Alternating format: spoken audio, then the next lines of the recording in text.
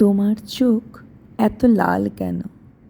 লিখেছেন নির্মলেন্দু গুণ।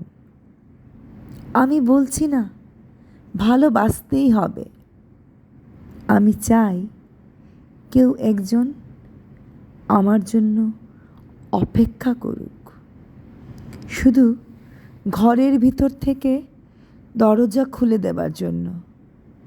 বাইরে থেকে দরজা খুলতে খুলতে আমি এখন ক্লান্ত। আমি বলছি না ভালোবাসতেই হবে, আমি চাই কেউ আমাকে খেতে দিক। আমি হাত পাখা নিয়ে কাউকে আমার পাশে বসে থাকতে বলছি না। আমি জানি এই ইলেকট্রিকের যুগ নারীকে মুক্তি দিয়েছি স্বামী সেবার দায় থেকে।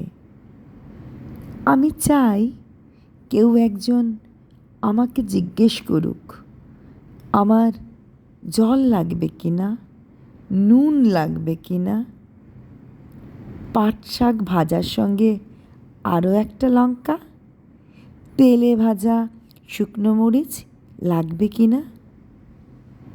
এঁটো বাসন, গেঞ্জি, রুমাল আমি নিজেই ধুতে পারি।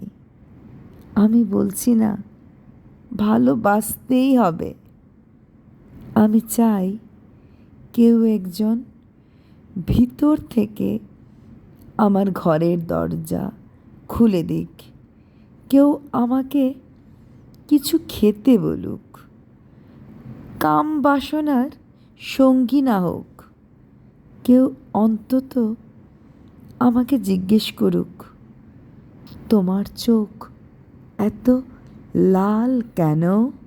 ধন্যবাদ।